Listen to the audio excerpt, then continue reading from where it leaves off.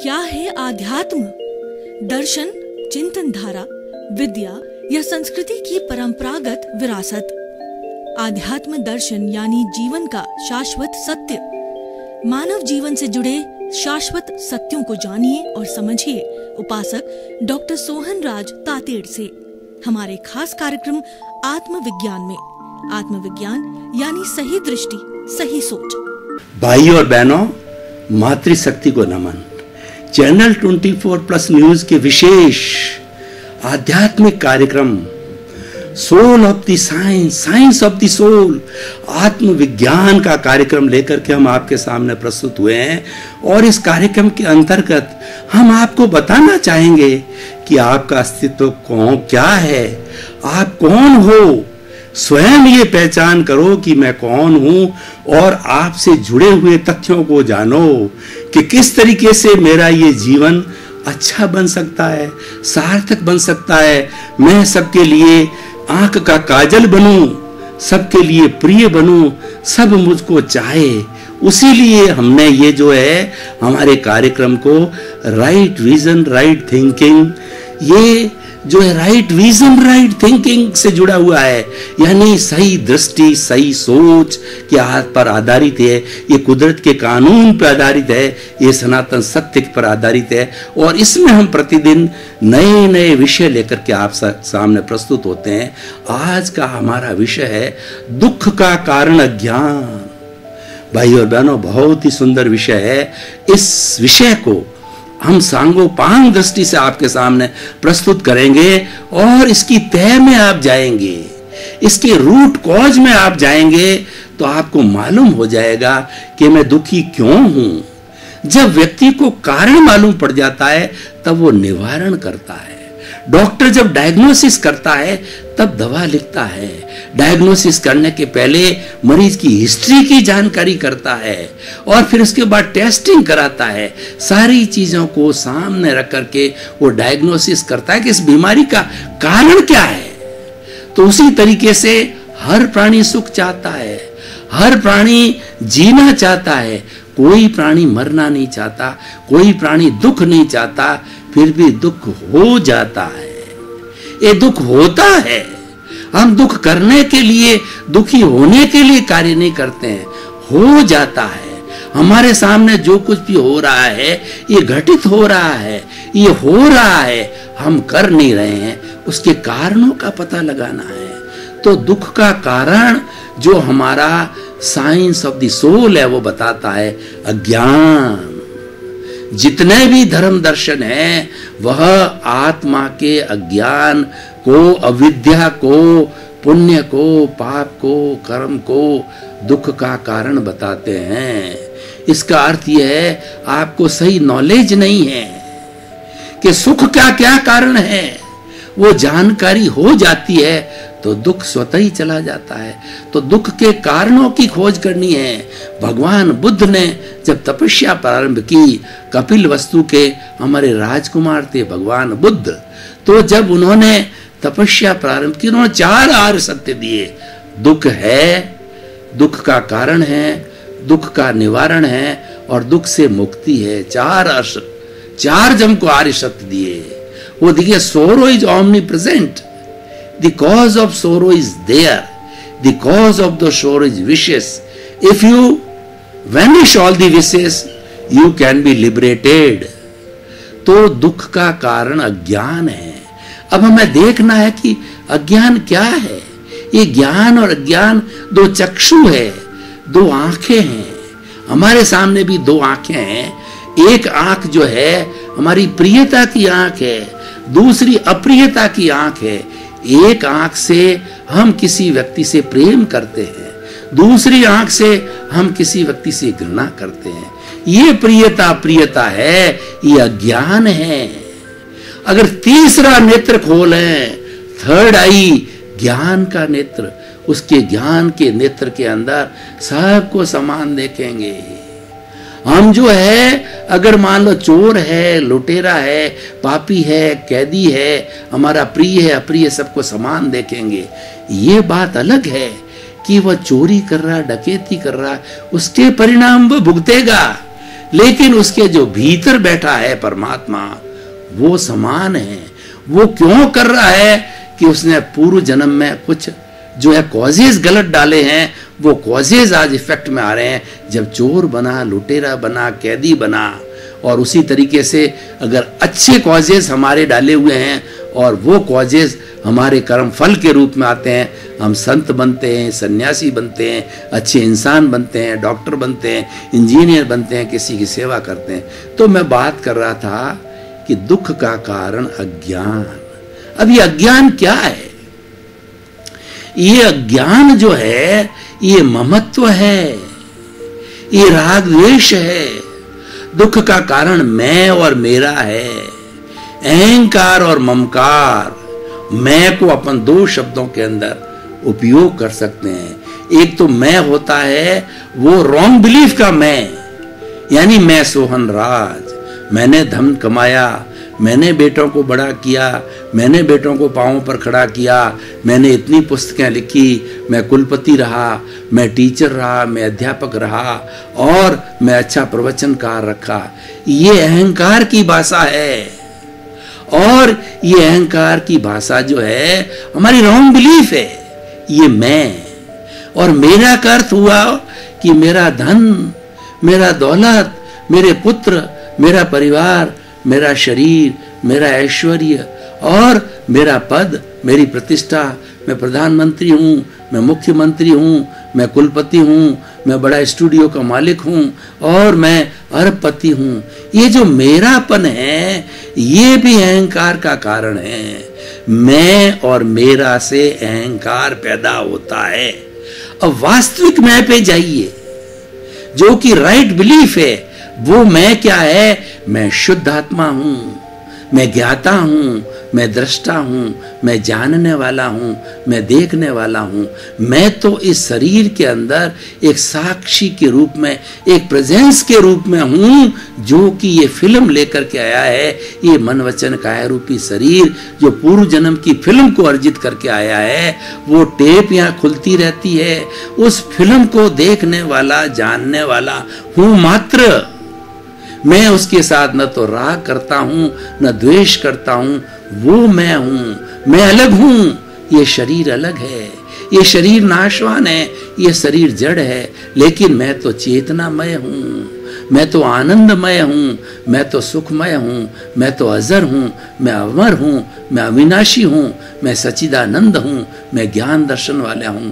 आनंद मेरा लक्षण है, आनंद मेरा गुण है। 24 घंटे में तो आनंद में रहता हूं।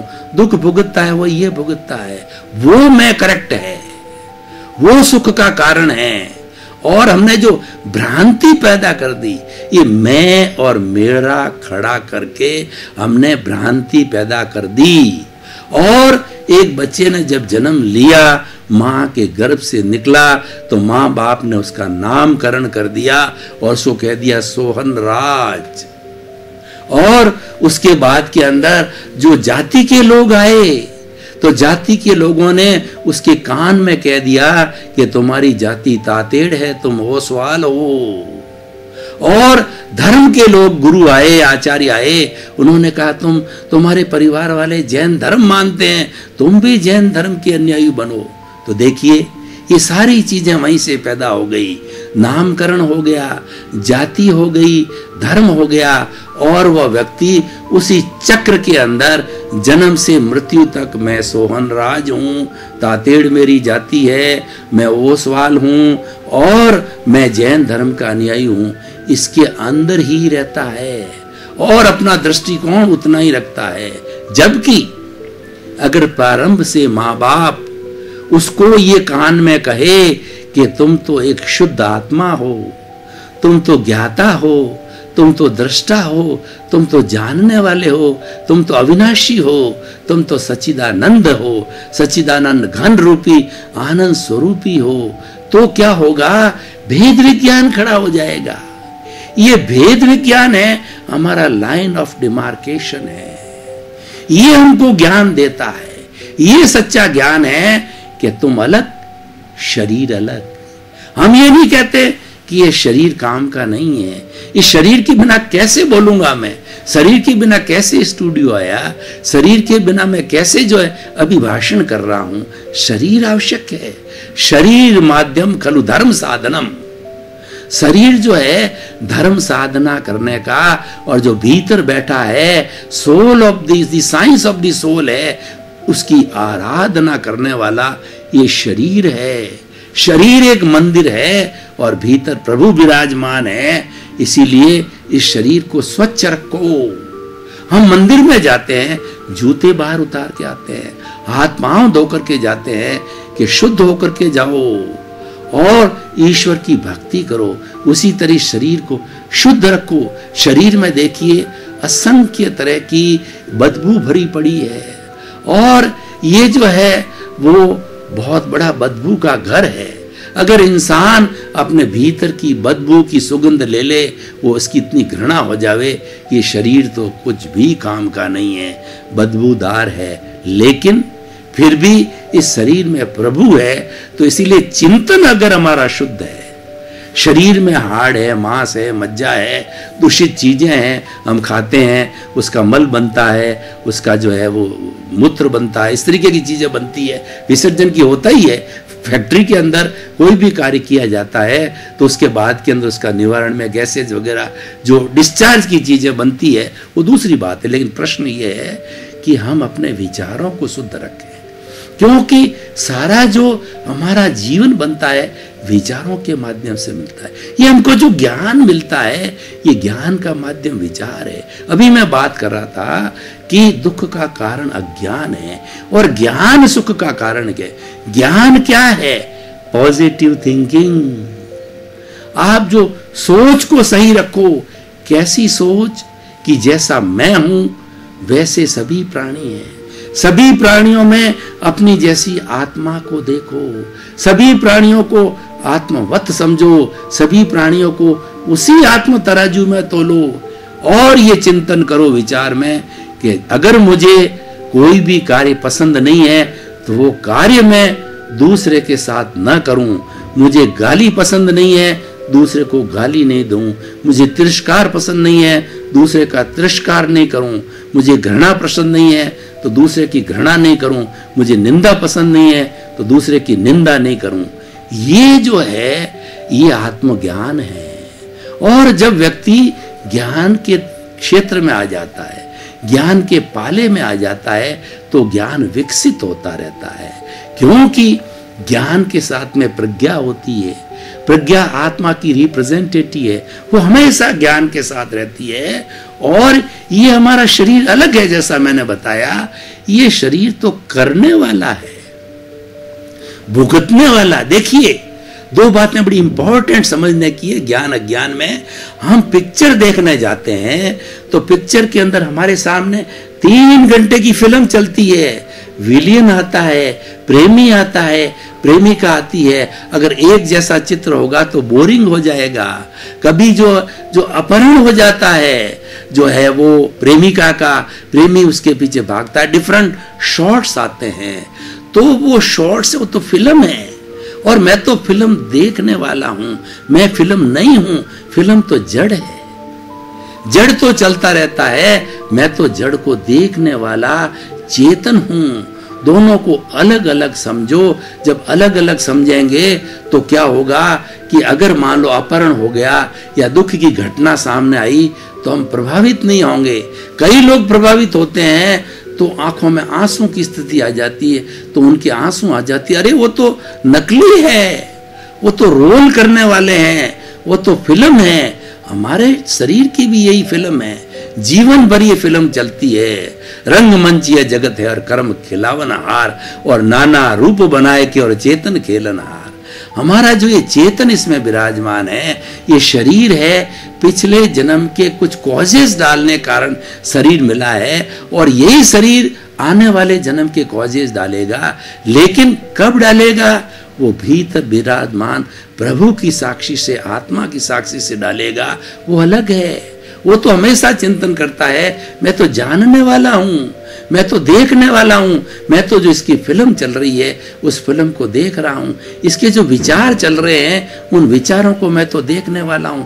विचार अलग है, मैं अलग हूं। सारे शरीर का मन वचन काया रूपी इस शरीर का जितना भी सुख दुख का भुगतान हमारे को इस जीवन में करके नो ड्यूज लेना है, एनओसी लेनी है, वो विचारों के माध्यम से होता है।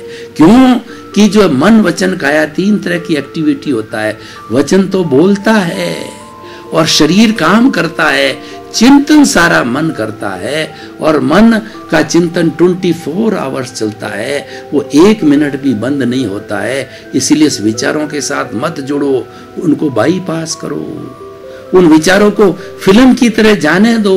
ये हमारी जीवन की जो फिल्म है ये तो चलेगी, क्यों हम लेके आए हैं, हम अर्जित करके आए हैं, ये हमारा अर्न्ड है, ये हमारा कॉजेज है। उसके इफेक्ट तो ये जो हमारी बैटरी है मन वचन काया की है, ये डिस्चार्ज होती रहेगी, ये हम चार्ज करके आए हैं। इसके साथ जुड़ते ही क्या होगा, इसके साथ जुड़ते ही राग होगा, द्वेष होगा। हम ज्ञाता दृष्टा का अर्थ क्या है? ज्ञाता दृष्टा में रहने वाला, जानने वाला, देखने वाला जुड़ता नहीं है। जुड़ता नहीं है तो राग द्वेष नहीं होता, प्रियता अप्रियता नहीं होती, और प्रियता अप्रियता नहीं होती है तब दुख नहीं होता है। मैं आपको एक उदाहरण के तौर पे बताना चाहता हूं। देखिए कि मृत्यु स्वाभाविक है। हमारे पड़ोस के अंदर किसी की मृत्यु हो गई तो हम शिष्टाचार वश जो है उसके उठावने में जाते हैं, उसके घर पे जो है उसको सांत्वना देने जाते हैं, लेकिन अब भीतर से दुखी नहीं होते। और खुद के माता पिता चला जाए, खुद की पत्नी चली जाए, खुद का पुत्र चला जाए तो व्यक्ति दुखी हो जाता है। तो उस दुख के अंदर अपने आप को संतुलन रखने के लिए ज्ञान को हाजिर करना चाहिए कि भाई ये तो निश्चित था कि एक दिन ये जाएगा, कोई पहले जाएगा, कोई पीछे जाएगा। ये शरीर नाशवान है लेकिन मैं तो शाश्वत हूं, मैं तो अजर हूं, मैं तो अमर हूं। उस वक्त जब हम ज्ञान को हाजिर करते हैं तो हमको कुदरत का कानून पता चलता है, हमें साइंस ऑफ सोल पता चलती है, हमें राइट विजन, राइट थिंकिंग का पता चलता है, सही दृष्टि सोच मालूम पड़ती है। जाने वाली चीज जाएगी, अब उसके पीछे आर्त ध्यान करने से, उसका दुख करने से, उसका राग द्वेष करने से, उसके साथ जुड़ने, उसके प्रति उसकी प्रार्थना करो। जब कभी हमारे पे दुख आ जावे, हमारा कोई व्यक्ति चला जाए, कोई व्यक्ति कष्ट में हो, तो उसके प्रति आर्त ध्यान करने के, बेचारा दुखी है, कितना दुखी है, ऐसे करने लग जाते हैं। प्रार्थना करो कि हे इसके भीतर विराजमान शुद्ध आत्मा भगवान ऐसी शक्ति दो इसके शरीर को, इसका शरीर निरोगी हो जावे, इसका कष्ट दूर हो जावे। और आप तो अनंत ज्ञान वाले हो, भीतर बैठे हो, अनंत दर्शन वाले प्रभु हो, तो इसकी श्रद्धा को मजबूत करो, इसकी आर्थिक व्यवस्था को मजबूत करो, इसको सुखी बनाओ। जगत कल्याण की बात करनी चाहिए, सबके भले की बात करनी चाहिए, उससे राग द्वेष से नहीं जुड़ना चाहिए।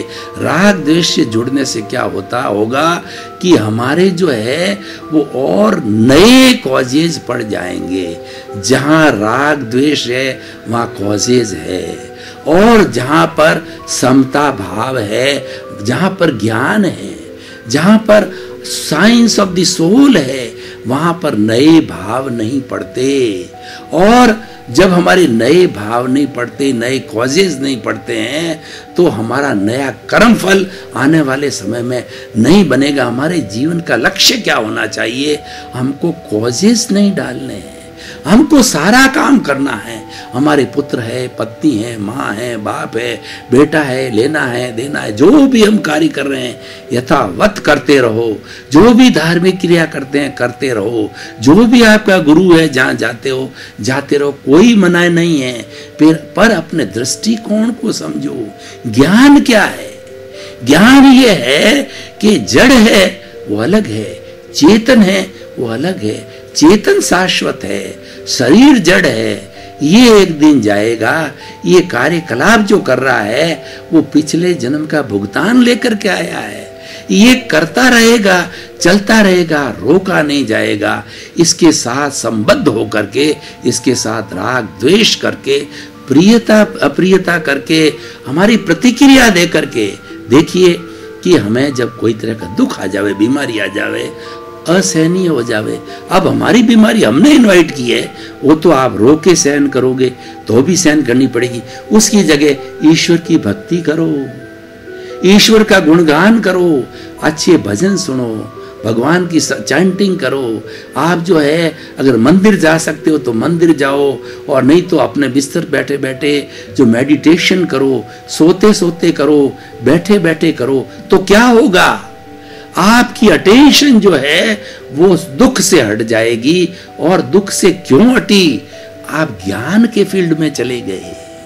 और जब आप दुख के साथ जुड़ गए, जो आपकी बीमारी है, जो आपके दर्द है, उसके साथ जुड़ना है अज्ञान है, और उससे विलग होना ये ज्ञान है। कई बार हमने ये देखा कि बहुत बड़े कैंसर के मरीज होते हैं, और कैंसर के अंदर असाध्य दर्द होता है।